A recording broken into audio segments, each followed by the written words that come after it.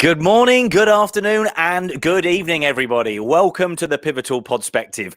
This is our show, everybody's show, your show, where we are getting in guests from across the globe, every corner of the planet, to come and chat to us about how they've pivoted, how they can help you to pivot through things that they do in their business or in their personal lives. And we're going to dive deep and find out all sorts of stuff from all manner of extraordinaires from everywhere. I am, of course, your host, Elliot Brown, and my wonderful birthday co-host, Adrian Dorobantu. Adrian Dorobantu. And we have an incredible extraordinaire guest this evening, a guest minimalist business extraordinaire. What is that, I hear you cry? Well, we're going to find out in a moment when we bring on Diana Olynick.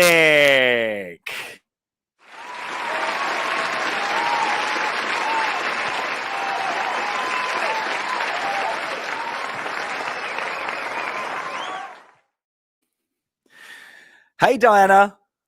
Hello, Diana. Elliot and Adrian. I'm very excited to be here today with you. Thanks so much. Oh, thank you for joining us. Exactly. And you are joining us from Winnipeg, you said, didn't you, in Canada? Yes, I'm in Canada right now. The weather is perfect right now. We are going into the fall, and we're so excited to have this amazing life with you. So all the way from Canada, we love for you. Yeah, well, and love back to you as well. Well, it's a very international show, which we were just saying, we're in the green room, which in essence is a virtual studio. But as we were saying then, we're having a chat with Diana. Diana, you are from Colombia as well, right? You are from Colombia. What an incredible accent, obviously Hispanic Colombian accent. Adrian is in Romania. I'm here in the UK, just outside London. Not quite as exciting as Romania and Colombia and Canada. But, you know, we're a very, very international show this evening. And of course, let's not forget, right? And I'm going to bring you a virtual cake on tomorrow, Adrian. But happy birthday, Adrian. Thank you, everyone. Happy birthday to you. Happy birthday to you. Happy birthday, dear Adrian. Happy birthday to you. Thank you. It was lovely, guys. Thank you very much for that. Anyway, enough about all that. Yeah. We'll come back to it in a little while. Diana, you've got to tell us what on earth is a minimalist business strategist, I think would be a way of putting it into 3 short words. Tell us what you do and what a minimalist business strategist is. Yes, thanks. I'm actually an engineer. And as an engineer, I happen to have a lot of experience after I graduated in the field of systems, implementing systems for businesses. And when I speak about systems, I mean streamlining the processes internal for companies. Yeah. And basically what it means is that companies sometimes need help or consulting in terms of making the processes more productive, more efficient, more effective. Perfect. So that in the management world is called strategic management. Okay. Or management. So I became specialized with that. But what happened in my life is that at some point I decided to become a minimalist, which is kind of like the art of letting go of all the stuff that you don't need or that don't serve you. Right. So when you apply those type of strategies at home, it becomes like so ingrained in yourself that you actually you fall in love with the actual model or philosophy. Right. So at some point in my life, I saw kind of like the similarities between the minimalist lifestyle and the lean business. And that's why I created this concept of what is a minimalist business, which is letting go of all the activities that don't serve you. Because in this noisy world in business, we know that there are so many strategies, so many hacks, so many methods, systems, platforms that people get overwhelmed. So the idea with this method is to apply this philosophy from minimalism in businesses and make them more lean and streamlined for more profits and for more freedom especially for the leaders. Yeah, I like that. I mean, Adrian, you've got engineering background, and that creates I believe, quite an analytical mind. We've spoken about this on the show many times. The sort of engineering, the way that the cogs work and all of the different instruments in a business work is very similar. And I like the way that analogy comes together. That obviously helps you to look at, well, that cog isn't turning correctly, or that arm's not working very well over there. That analogy works pretty well. I like that. But I love your differentiator, right? Because we love a differentiator on this show. And before we started recording, we said we get a lot of coaches, a lot of consultants want to come on shows, do podcasts and things like that because get themselves out there. But you've got a very different approach to that. And just in what you said there, I absolutely get it. Having a minimalist life, getting rid of all the crap you don't need, but in business, very, very similar as well, isn't it? The messy shit around you that's clogging up all of those cogs and all of those moving parts, move those out of the way and concentrate on the simpler, the processes to make things work. Is that sort of how it works? Yes, that's awesome. I think that you did a very good kind of like summary of the intention of applying this model or philosophy.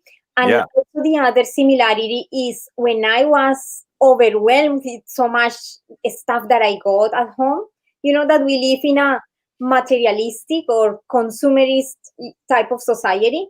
Yeah. So in countries like the country which I am right now, and maybe your country, it's a little bit easier to get access to stuff, right? Like sure. To buy stuff in, devices, everything. So it's not the same from where I come. But when I came to this country, I could see that many people can buy many stuff. So at some point in my house, I had a lot of stuff, and I said, something is wrong. Yeah. That at this point I don't have my space organized, and I was feeling overwhelmed. So after I applied the minimalism, I realized that it gave me more freedom. I could save money, save time. I could see in my life all the differences. So in business, that is the other similarity, is the same. Yeah. We spend a lot of money in platforms, in trying different things, different systems. And because we are attending with those distractions, we don't go to the point which is working in the strategy.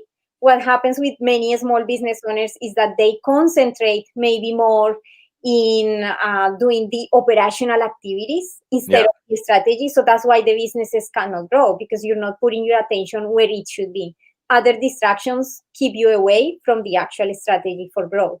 Yeah, so for sure. When we apply these strategies for a lean business, we realize how many small business owners can shift, the way that they manage the business.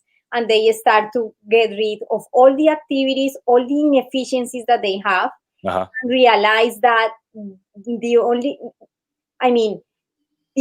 way to actually get higher profits or bigger results in reality from inside the company without counting on clients is getting rid of the stuff that don't serve them, or the inefficiencies and double activities sometimes they don't have established procedures to do the activities, so that causes people to be doing double stuff, and that means money, and at the end of the day it means more costs. Of course. By reducing the costs, of course, there is more profitability. So that is another way how a business can grow in a smart way, not just trusting in bigger and bigger and bigger sales, like getting more and more and more clients, because every time that somebody wants to get a client, it's expensive, right? Just to get a client is expensive. Sure. So when there are these systems in place, the idea is that the company knows exactly what is the main source to get the clients and stick to that source rather than trying, different things. So the similarity with a house, streamlining a house, is also there, as the similarity of the business is like a machine. Yes, so of course. All the parts should be ingrained, working together harmoniously. Yeah. And that is the vision of a business as a system, as a whole system, not as separated parts. Yeah. That's Yeah. a principle for leaning strategies. Yeah. And I find that one of the things that I mostly like is that everybody, as you can see, there are so many coaches outside, everybody's saying, get these strategies for a 7-figure business, 8-figure business, 6-figure business. And I'm all the opposite of that.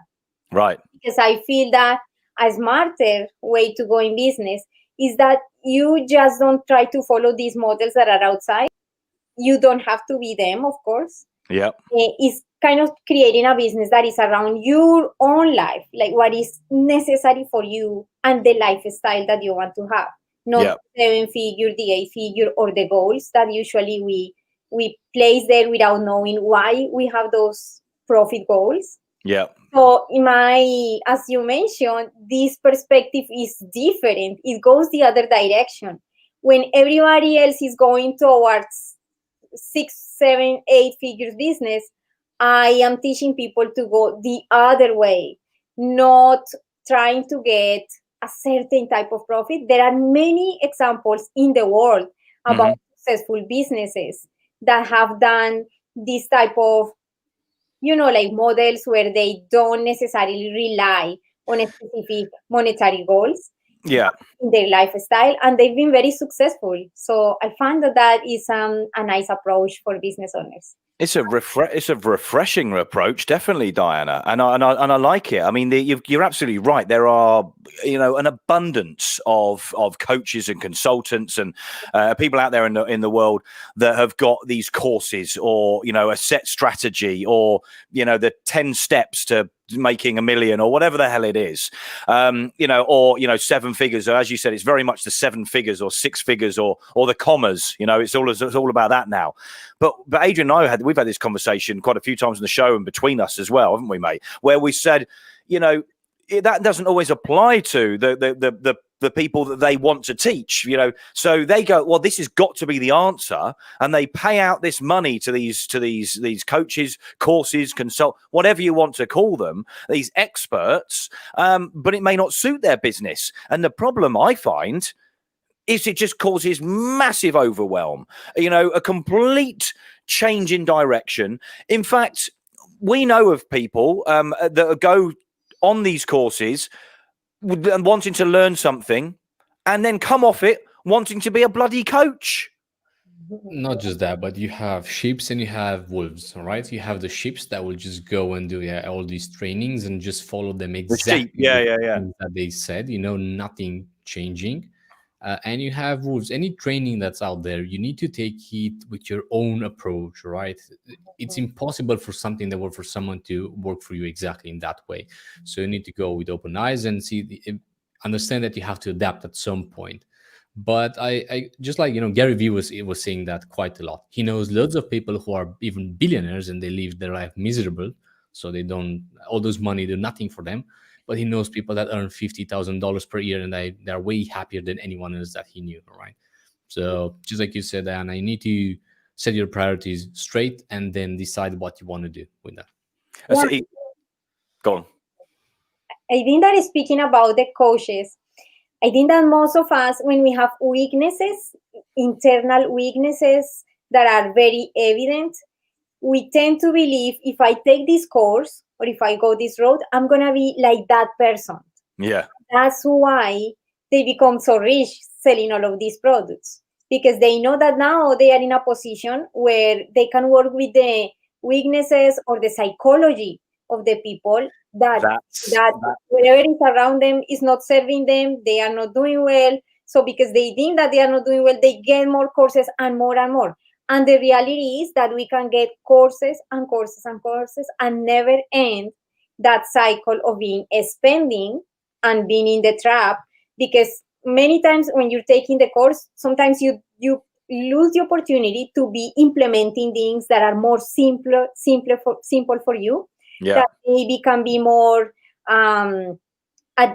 analyzing your results. You can take better action.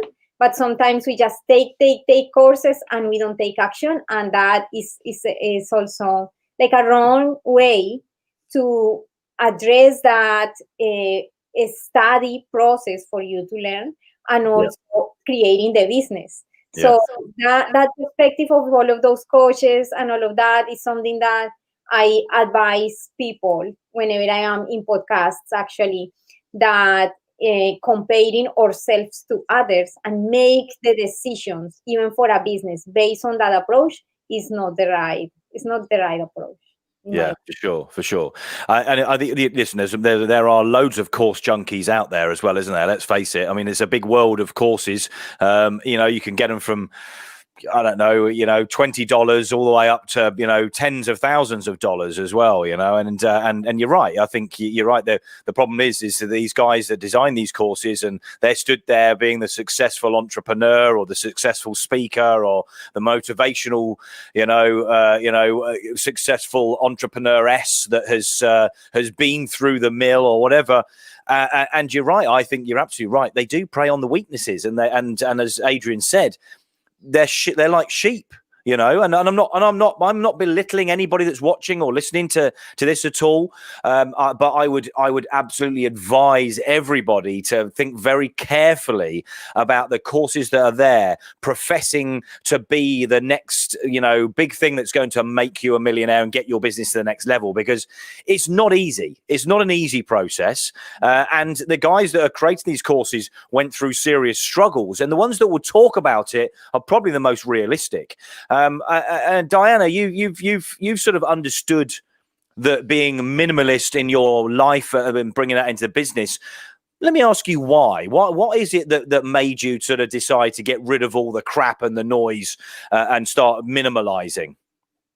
Yeah, first of all, I come from a country where honestly it's like a poor country. We lack many resources in terms of, more technology, and the system, the government is different. So I come from a place where I was able to appreciate when things, when you were able to have more stuff. And it played a little bit of a trick in my mind, because when I came to Canada, I could see how easy it was to get access to stuff that I didn't have access before. And that trick made me think, when I had more stuff at home, who I was before and who I am now. Yeah. And why is that I am spending so much money every time that I go outside, and I feel, like with this amazing idea that the more I have, maybe the happier I get. Of course, I realized that looking around, there was so much stuff that was not serving me, that I wasn't happy. I still wasn't happy. Yeah. So going through that reflection, also I am a very curious person about what is humanity, like why we are here, and that's something that has been with me all my life. And those type of existential questions. And of course, that's why I wonder how I am undertaking my life. Is it the right path that I want to follow, or where I am gonna end up if I continue like this? So realizing that stuff was not serving me, that I wasn't getting, fulfilled, I decided there must be a solution for this. So I started to investigate, to read, of course, and I found that this amazing philosophy. I decided to apply it, and during the process, I have to say that I felt a lot of internal pain of kind of like, why I am doing this, why I am accumulating all of this, and now it's actually a pain having to invest so much time, so much effort at getting rid of all of this. Right. One of the things that I did is that I decided to donate the stuff, because it was impossible to put all the stuff, to resell. Mm-hmm. And that also opened a lot of kind of like good feelings for me inside, of being able to give instead of being waiting, to get stuff. Yeah. So giving now is something that is part of my philosophy. I love to give, and I don't having the expectation gives you freedom. Not having the expectation of get in return gives you a lot of freedom. Yeah. So this is true, not just in life, but also in business. So when we're offering the services, if we have that lack perspective, we enter in stress, we make wrong decisions, like, for example, what you're saying, trusting that others are going to solve our problems, or that outside there is going to be that big solution, the one that is going to take us to millions of dollars. And it's not true. It's just a trick that we put in our mind. So my process was born basically out of my own kind of reflections and realizing that didn't give me fulfillment. I love that. I love that. Giving is a big thing. I'm doing a lot of listening to, motivational speakers and reading as well. I've been doing quite a lot in the last few weeks, and there's definitely a big thing that is brought up time and time again about, giving, and it's the more you give, you receive in different ways, and I've heard this stuff before, and I have to be honest, you're Professor, calling it mumbo jumbo myself at times, but I do believe, and I've done it myself and experienced it, so I can imagine that you sort of relieved a lot of things, and then giving stuff away is actually coming back to you in different ways, not necessarily in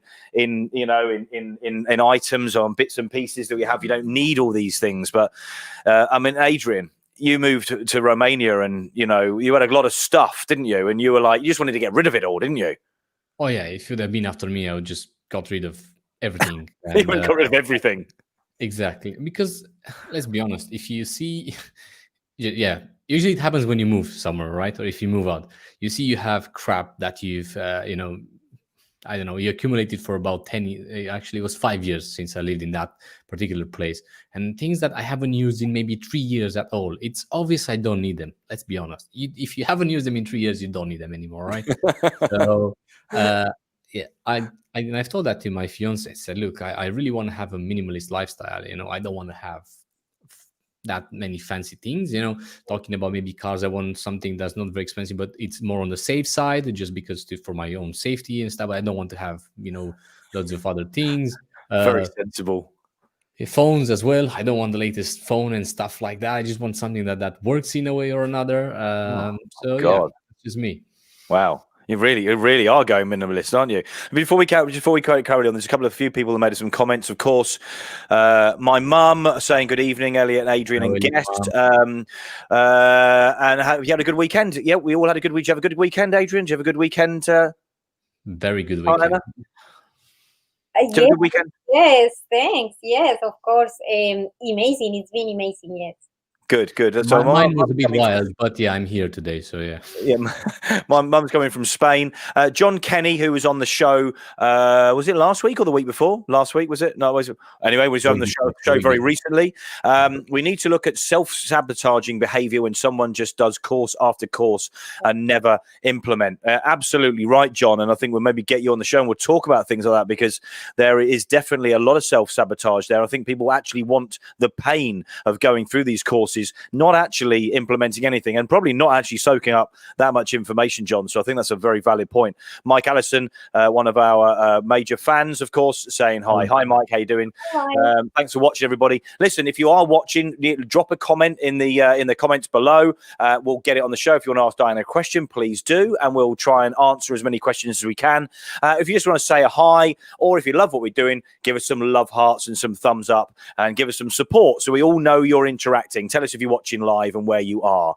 Because we are very international. Mum's in Spain. John Kenny, I don't know where Mike is. He's quite local, but we're all over the world. I love it. Exactly, yeah.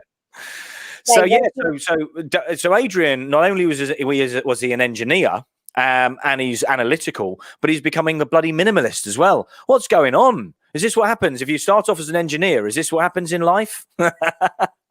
No, but I think maybe just like Diana said, I was at the point in my life when I was able to, let's say, buy all the things I wanted, and then I just realized all those things never really made me happy. It was never money. It was never about that, and I try to focus on other things right now.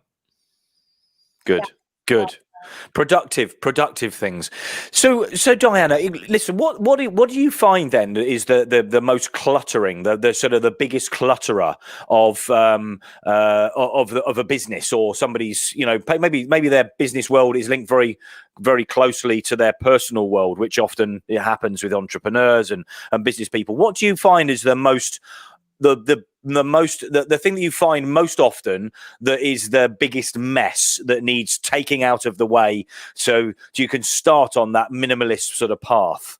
Yeah, I think that, just to say something first before jumping exactly. Yeah, of course. Is that I think that when we started businesses, we start a business with all our weaknesses as a person too, and then it gets reflected in a business because the business is managed by a human being, right? Yeah. The way that the biggest drawback, right?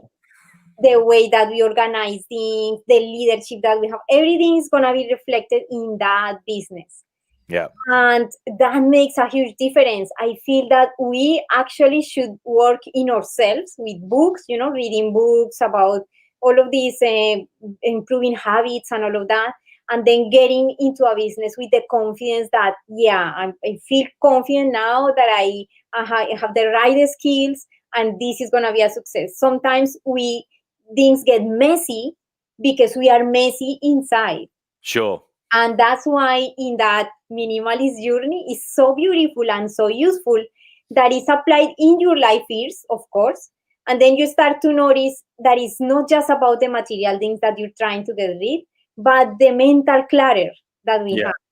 Yeah. And we become more focused, more clear in our decisions, more strategic, more, there is more space to think in what matters, because that's the idea of the philosophy, and it's reflected in the business in that side. Most of people, one day I visited a client, and she didn't know why the business, was not going ahead. She was kind of like stagnant in certain level. It was an interior designer, and she had the store and everything. But when we went to her office, the full office, was full of stuff. And that let me know that she was dealing with a little bit of, mental blocks that she was having inside. So I started to ask her questions about that. And she said, I actually feel very bad with all of this that I have here. I just don't know how to streamline my own life and the business. Then after explaining all of that, she said, oh, this makes sense now. I now know that everything then is coming mostly from me. It's not the circumstances or, the market or the strategies that she has, but also from her own management style and leadership. That is ultimately that when as I said at the beginning, when we are busier doing other things, kind of like putting water in those little fires that happen in the business sometimes, attending this with the clients, attending this with sales, what happened with this marketing campaign, and what happened. Those are, things that distract you of the actual strategy to grow. Yeah. So I think that that's the main number one thing that messes up the process in a business for growth, that the leaders are not in the right place to actually lead in a smart way the business. I think you're absolutely right. I've definitely fallen foul to that, and probably still do. I'm sure some would say that I still do. I don't know that every entrepreneur is always the best manager of people. They have a vision. They have that sort of the big picture. They know where they're where they want to be, and they know they can get there. But it's all those other bits in between, and then managing the structure and the people and the processes to get there. And those are the messy bits that none of us, many of us don't like. And I'm speaking for lots of entrepreneurs here, obviously, and lots of different business people. But I think you're right. I think working on yourself in the first place, but we don't always get time to do that, Diana. We don't always go, well, we're going to start a business, but we've got to concentrate on ourselves first. If you're really smart and you're in a position where the world at the moment is slightly different, but let's go back a couple of years and you're in a role, you're in a job and you're working well, you're earning good money. You may have time to maybe do some personal development before you set your business up. That's smart. And if you're lucky or you've made your luck and you've made that path, then that can work. But it's not always the case, is it? Sometimes people go, do you know what? And particularly I would say this year, do you know what? I'm going to be made redundant. I'm just going to set a business up. And you don't have the time to think, oh, I've got to work on myself now. So how would you sort of help somebody to maybe work on themselves a little bit while they're getting things going? Because that's always a struggle. That's a struggle I fight with, is trying to give myself some time and also give, the business the time as well, but work on both things side by side. Not an easy process, right? Mm-hmm. Yeah, I've also been there. Totally, I can relate 100%. Yeah. Because I had my normal engineering job, working with the government. So in a regular, you start at 7 in the morning, for example, or 8 in the morning, and you finish at 5 p.m. or 4 p.m. So that is a normal, regular job. And also when you add to that circumstance, kids, the family, like all the compromises, maybe you have friends and you also want to still, socialize, that becomes a challenge. I totally agree, and I've been there. But that's why when we start a business, it's like, I feel that we need a lot of passion, like real drive, this is my dream. It's like when you want to become the best runner in the world. Yeah. With that passion enough so that you can say, I have to establish and be consistent in a new set of habits. Mm-hmm. We always say that even if I don't see results, no? Yes, we always say that there is not enough time, but the time is the same for everybody else, right? We all have the same number of hours. Sometimes for me, what worked for me when I was actually working with the government as an engineer, I had to wake up at 4 in the morning. So I could go at 5, from 4 to 5. I could start doing, getting ready with my clothes, the breakfast, everything. So I could go to the gym at 5. Yeah. When you're at the gym at 5, for example, it opens at 5. And you can start listening to the podcasts now, like this one, like this. It's amazing, the stuff that we have now at our fingertips to be able to grow and to learn. Audiobooks, for example, when you're running, you can be listening, and at the same time you're feeding your mind. There are many options. We sometimes take excuses, and I realized that was true for me. I was making excuses because I could see that then I was making it. I was actually having a good set of habits that made me allow me for more time to grow myself in my own self-development, my personal development of skills that I knew that I had to work more on. Of course. So it's just that we have to have the drive. We just have to want it so much that we say, yes, I'm going to wake up at 4 because I really want this. So I think that is the difference, having that passion and establishing those habits so you actually can get that time that you need for yourself. Yeah, for sure, definitely. John Kenny's made a comment over here. Just like you can see over the top of that, can you, Diana? You can see over the top of that there. John said sometimes it's only when you're in the space that you realize you do need to work on yourself, not just in business, but in relationships, etc. It highlights the issues you didn't know existed.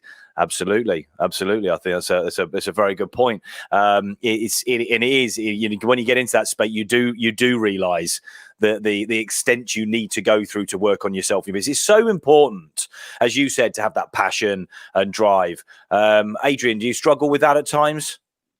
I think we all struggle, and it's when you talked at the beginning about the people during the pandemic that they just decide to go and start a business because they made redundant. It's good for them, but I can guarantee that at some point they're gonna hit a roadblock, no matter what, and all of us we're gonna do. So that's why I don't think you or Diana or me, none of us, we tell people don't do things, just go and do them.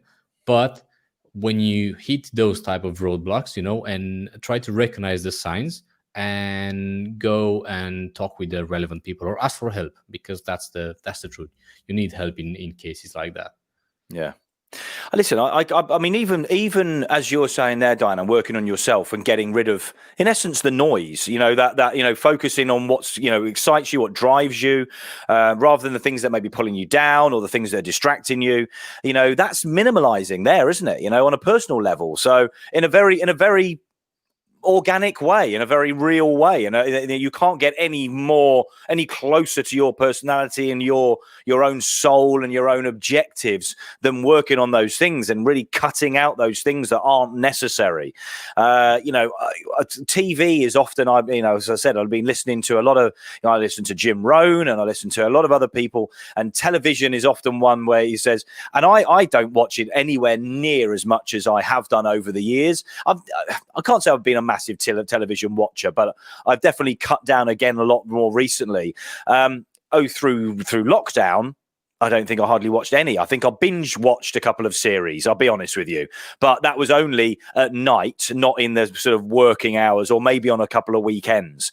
But there's a big distraction there. That's something you can easily take out of your world, out of your life, that is going to help to minimalize. And listen, I've said this before, and I know what's going on in the world, but you don't need this shoved down your throat 24/7, guys. You don't need to be watching the news all the time. You don't need to be watching all the stuff that's going on out there, because genuinely, if it's not really affecting you or impacting your life directly right now, today, or for the next week, or for the next 6 months, then don't need to take that information on, because it's not going to make any difference to you. In fact, you're better off without that information, because I'm talking to certain people, and this information that they're soaking in is changing their vision, their view, their way they're working, the way they're living their lives.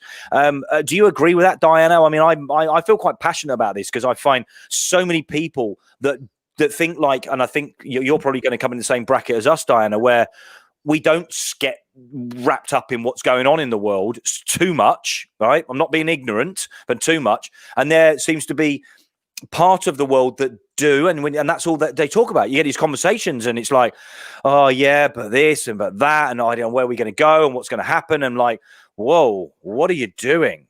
You're finding that, Diana, with clients and people that you know? Yes, and I'm gonna tell you another one. This is yeah. Social media. Very true. See what the other ones are doing. Yeah. Sometimes there are hours. The phone registers how long you've been there. I know. Hours just scrolling and seeing things. Scary, isn't it? When you get that report at the end of the week. Yes. I mean, a couple of years ago, I think it was you can do. It's good for research as well, though. I mean, at some stage, it's good to spend a certain amount of time, and I'd probably say that is cut it down. Yeah. And then search for those things. Have a look at, and Adrian and I have talked about this so many times. If you're going to do it, be focused on what you are looking at. Find the clients, or find the competition that you want to be, and have a look at what they're doing, not what everybody's doing, because it's not relevant to you. And I think that we spoke about that time and time again. Yeah. And at the end of the day, social media is not that different from the people that create those trainings or courses that you go on and on and on again, because it's exactly the same pattern, exactly the same category of people. I think those that waste time on social media are exactly the ones that will go to trainings all over again and never implement stuff. So, yeah. I think that when we are having a business, we have to learn to focus our efforts in, as I mentioned, in the stuff that is going to bring us the best return for our time and investment of time. And when you follow many people, then the distraction is there, and the temptation to see what other people is going on in their life, what they are up to. So one of the strategies is that if you have certain people that is, you respect a lot for their opinion, for their work that they are doing, just follow that people and learn from people that maybe you feel that, is one step ahead of you, or that really kind of resonates with you. So in that way, you don't have the other distractions, and don't go scrolling for many, many more things. Just if you have in mind the purpose of researching about how can I add this piece of content, or what inspiration I can find from this specific topic, just go to the point, research that from the sources that you want, and then go and implement. Because we spend so much time, and it's pretty sad that we don't get to the strategy because we are distracted. Yeah. Yeah, definitely. So it's becoming very clear the minimalizing that you can do, and it's I quite like this. I like this concept. In fact, I love this concept. It's quite a nice way of putting it into a word that when you start looking at what it means in your personal life, in your home, we all know what minimalism is, because minimalism came in probably in the 50s and 60s with minimalist houses and things like that. That was very much the clean lines, and you've got a couple of ornaments that are statement ornaments, and maybe a piece of artwork and things. I can see behind you, your walls are very clean. You've got things, it's quite minimalist. I like that. It feels uncluttered. And that's what we're trying to get across today, isn't it? And this can definitely help you pivot. Get rid of all that weight, all that noise. Get the stuff out of our lives and our business lives, and then concentrate on where we need to go and looking forward. We've got Deborah. I think is that Deborah. It's Deborah DBR. His name is Andre. Deborah is his surname. So yeah. Is it? Hi, right. Andre. Well, I'm pleased you said that. Well, he's given us a little wave, and of course, he's wished Adrian a happy birthday. Way. Here back in Romania, so yeah, good friend. So listen quickly about your birthday, Adrian. What have you done today on your birthday, my friend? What have I done? I just wanted a very simple birthday, so I have invited my parents. A minimalist birthday. I didn't call it simple. It's a minimalist birthday, to be honest. I asked nothing like that, although people gave me gifts. But even my fiance, we had that discussion a few years ago, and she was giving what I should get you for your birthday, and I said nothing really. And I've told her I like Raffaellos, so she got me Raffaellos. I like Raffaellos. Yeah, they're the white ones. Yeah, the white ones. Yeah, just the white ones. That's all that I love. So I invited my parents over with my sister. They all came. They came from Germany. My sister came from a different city here. Yeah. To a nice, let's say, lunch, traditional Romanian lunch with some cake. Fabi's parents as well. And we had some big news as well, actually. And we just told them that my fiance is pregnant. Congratulations! Well, I think the crowd might have something to say about that, my friend.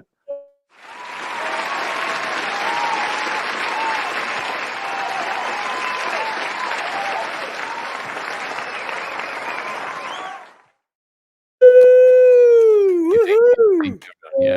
Wow, it was hard work, but yeah, I managed to do it. Yeah.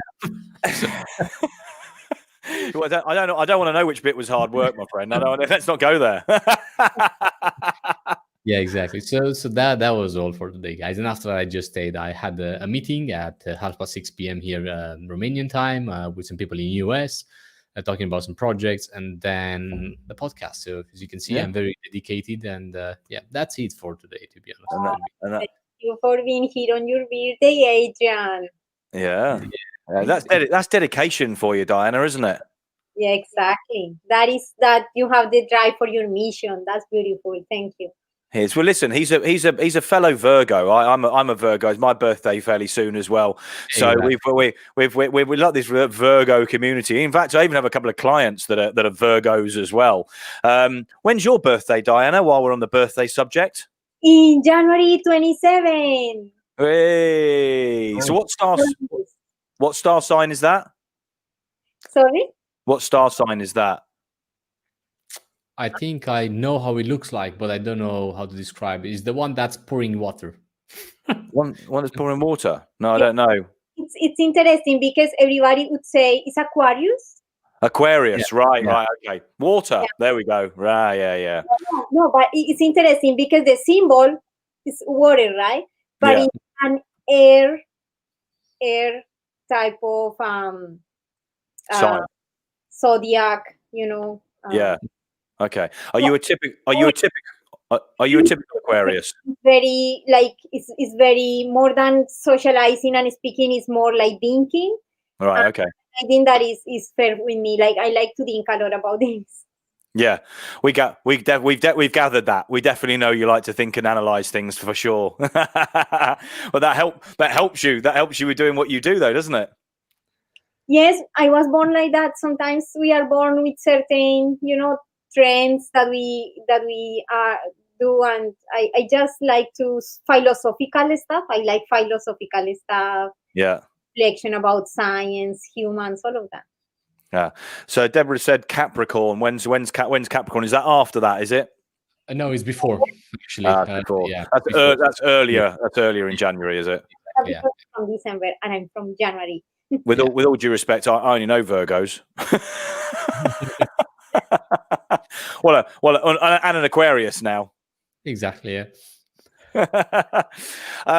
Yeah. So this year, what are you doing this year then? I mean, what have you got planned for the next few months that you're doing, that you're sort of keeping your minimalist, ways and moving forward with this? You're looking to grow what you're doing in your business. Are you looking to take more clients on? Are you aiming for a figure, even though that's not what you do? Or how do you set your goals? Yeah, that's a good question. This is a little bit related with my own philosophy. So as the actual philosophy in business, it's a little bit contradictory to maybe everything that you've heard. Good. That makes it even more interesting, Diana. And I encourage people to have when the business is growing, you need to have some controls of the financials, right? Like, yeah, able to read properly the financial statements and now how the ratios are working and what 85% of return on investment means and all of those things. But in my own opinion, I feel this comes from the philosophy of my life, that we don't know what is going to happen tomorrow. Yeah. I don't like tomorrow. So I like to enjoy exactly what is happening now. Yeah. And on that, let's say that I go to a client, I like to have the experience of having this client. I prefer one-to-one actually relationships with clients. It gets very personal and I can add more value because definitely every business is different. So putting all the businesses in a frame is very complicated. Everyone has to have different, strategies. Of course they do. Well, everybody's different and every business is different as well. Every business is unique, whether it's different or not, and every person is unique. So yeah, of course. So in that sense, as I explained, the idea of this is to put goals for you in terms of your lifestyle that you want, right? And also what is important for me is to teach people how you can have a goal, but don't get attached to the idea that you have to necessarily, it sounds contradictory, but it's going to give you more, like peace inside. Okay. Get attached to the idea that if you don't get that goal, there are many things that you're doing wrong, not having the guilt. You're just enjoying the experience of having a business, because the business becomes like a vehicle to know yourself better as a human being. It's Makes like sense. The whole experience is not just about a business then, but something even bigger. So enjoy the journey with the whole thing that it brings, what it's called failure, that nothing is actually a failure, but failures, difficulties, challenges. And if you don't get that goal, it's totally okay. It doesn't that is you're doing wrong. The life is perfect in the way that is unfolding every single time. So discovering that helped me in my own, practice, of course, in business, in the sense that I say, for example, in order for me to have my minimalist life, whatever I feel that I need, and because I'm not a person that wants to get the best car, the best house, and all of those things, so my goal is more like let's say $70,000, $80,000, $90,000, and with that goal of what is the lifestyle that I feel that I am comfortable with, kind of playing or go around with that goal, instead of having a goal that is 1 million, that I don't even know why I need 1 million, I want to make the business, or when I say I, is in general, I am speaking. Of course, yeah. About the lifestyle. Now it's more about what I need. Okay. As a person, or that I feel that I'm comfortable with, or for my needs. And be happy, because that's the idea, right? rather than a random goal of the 1 million or 2 million that I don't know why I'm gonna use the money in what or what. So Sure. my goal is more personal, and I feel that releases a lot of stress in a business because you're just enjoying. You know that what you're doing is because of your mission. What you're doing is because you love people to grow, not just in a business but personally. Yeah. And when you touches lives, you're doing something that is a little bit bigger in that sense. So it doesn't matter the money at that point or those goals. Yeah. Well, I think you'd agree with that, wouldn't you, Adrian? Yeah, and we said that in the show quite a few times. It's never about the money. It's about actually what do you want to do? What's the goal with those money? So it's not the financial goal. It always needs to be a different goal. You know, that what's going to happen with those money. That's how you're going to do it properly. I like what you're saying as well, Diana, about being happy in the business. I mean, we all as entrepreneurs, and we overuse that word a little bit, but we all go out of our way to work more hours for less money. Initially, that's what we do. We're the only people on the planet that would leave a 40-hour job to work 80 hours for less money. I mean, where's the matter? But the goals are there. And at the end of the day, you need to enjoy doing it. And for one, I can guarantee you I do not enjoy it. There's days where I absolutely cannot stand doing what I do. So I've got to look at that. There are points of the day where I think, what on earth am I doing? And I'm trying to do too much. And I think minimalizing is something I'm going to definitely be taking a look at and seeing how I can bring that into my life and minimize what I'm doing and get rid of some of those things. I am trying to put processes in for certain things, but even doing what we're doing here and adding that into what we do in our daily life, that creates more work. So you've got to structure it. And I think we've learned a lot about minimalizing tonight, how we can apply it in our personal lives and in the business as well. Yeah, I love it. There's a couple of people that very quickly just saying hello. Deborah said that he's Capricorn, and so he's 19th. Thanks very much for letting us know when your birthday is. You're going to get him a card, Adrian. Yeah, definitely. Yeah. yeah, definitely. I'm not sure which Facebook user this is because you haven't registered your name and you're probably coming in through the group. But hi, everyone. They've said.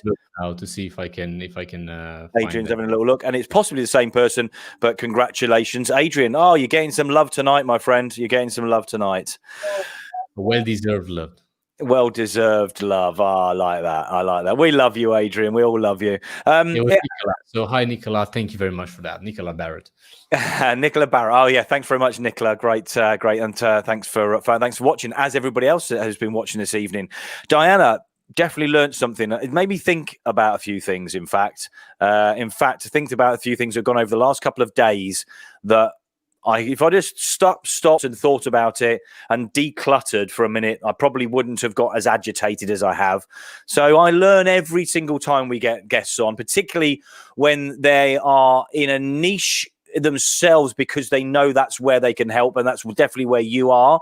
I love what you say and what you're doing. I think it's very, very cool. I think it's very useful. I think a lot can be learnt by a lot of people, even whether they're organized or not, in a minimalizing and sort of and simplifying what they're doing in their business and their personal life. Where can everybody find you, Diana? Yes, I mean, all social media with the same name, Diana Olynick. So it's very easy. And before I go, I just wanted to say that one kind of like little strategy for businesses in order to get more time, available for themselves, which is the ultimate goal. I value more than the money, the time that I can get, the freedom. Yep. And is automating, using, leveraging technology in order to automate as many processes so you can focus again, as we said, in the strategy. So that is what I can say. Yeah, I'm just laughing because I know exactly that feeling. Yeah, Elliot knows it very well. I do. Automation is key these days. It's like you have assistants doing certain roles. And in fact, if you do it right as a micro business, you can automate quite a lot of processes. It's not as simple as some people make it sound. So look into it carefully and get the right advice. In fact, I would be watching some of our earlier shows and shows moving on, because we're going to be talking a lot about this over the coming weeks and months and years, because that's always evolving. I love the automation. The more you can automate, it doesn't take away a role, particularly in a business. It just means that you can actually focus somebody else in your business on doing something that's a little more productive, less time consuming, more focused, and more efficient and effective. Wow. That was a bloody good statement. It takes a role. It takes a role that you were doing while you were supposed to focus on other things, right? So yeah. It just helps you grow your business. Besides, there are some technologies that are, emerging. We know, of course, about artificial intelligence, robotics, nanomaterials, augmented reality, and all of those technologies that are coming, the 5G cellular technology. All of this is going to very soon change the world as we know it and change the way that we do businesses. So it's better that we just start using all of these, technologies and strategies. I can see that humans at some point are going to leverage even more and more. And people is going to be more enjoying their families and their stuff, which is that really matters. And businesses are going to be kind of like running by themselves a little bit. I think that's where we are going.